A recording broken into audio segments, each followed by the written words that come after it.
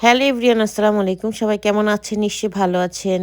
আমরা কিন্তু আপনাদের দোয়ায় খুবই ভালো আছি। আলহামদুলিল্লাহ, আলহামদুলিল্লাহ, আলহামদুলিল্লাহ। তো আমি মেয়েকে নিয়ে গেছিলাম স্কুলে। তো আসার পথে বাসের জন্য ওয়েট করতেছিলাম। তা মেয়ে আমার কতটা দুষ্টু দেখেন। অনেকদিন তো আমাদের কোনো ভিডিও ছাড়া হয় না। কারণ আপনারা আমাদেরকে সাপোর্ট করেন না, লাইক করেন না, কমেন্ট করেন না, ফলো করেন না, শেয়ার করেন না। যার কারণে ভিডিও ছাড়ি না। কারণ আপনাদের এই শেয়ার, লাইক, কমেন্ট আমাদেরকে অনেক উৎসাহ জাগায়। আসলে আমি শখের বিষয়ে এই ভিডিওগুলো করি, মন যখন চায়। কিন্তু আসলে এটা সবাই রেগুলার করে, কন্টিনিউ। আমি তো আর ওরকম কন্টিনিউ করতে পারি না। যার কারণে মাঝে, মাঝে ছাড়ি। তা আপনাদের সাপোর্ট পেলে হয়তো কন্টিনিউ করতাম। কিন্তু আসলে আপনাদের সাপোর্ট পাই না।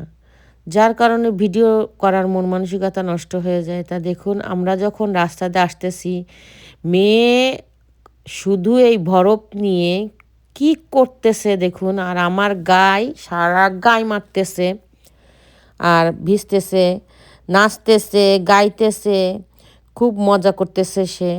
আর নিউ ইয়র্কে ফার্স্ট এই বরফ পড়ছে, এক রাতে এই পরিমাণ বরফ পড়ছে দেখুন।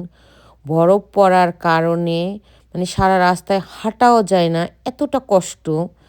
আর স্লিপ খাই যখনই বরফটা মানে শক্ত হয়ে যায়, তখন মনে করেন রাস্তায় সতর্কভাবে না গেলে স্লিপ খেয়ে মনে করেন পড়ে তো অবস্থা কাহিল।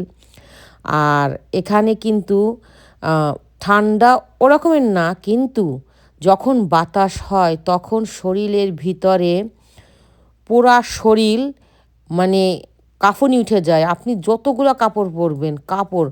আর সবচেয়ে বড় কথা হচ্ছে, যদি এদেশের কাপড়গুলা মানে ভিতরে গরম হিট হয়, বাইরের থেকে বাতাস না ঢোকে, তাহলে ঠিক আছে। আর যদি মনে করেন বাইরের থেকে বাতাস, অনেক কাপড় আছে না যে পরার পরেও ভিতরে বাতাস ঢোকে, তাহলে মনে করেন শেষ এক্কেবারে।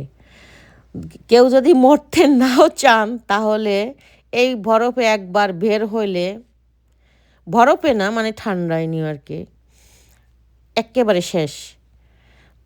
বিষ খেয়ে আর মরার দরকার হবে না। মজা দেখেন মেয়েটা আমার কি করতেছে। মানে ওর হাতে ঠান্ডা লাগে না, বাচ্চা মানুষ তো অনেক শক্ত। আমি তো একটু ছোঁয়ার সাথে অমনি মনে করেন হাতটা ঠান্ডা হয়ে যায়। তো যাই হোক, সে রাস্তায় আসার পথে আম্মু ভিডিও করো, আমি একটু খেলবো।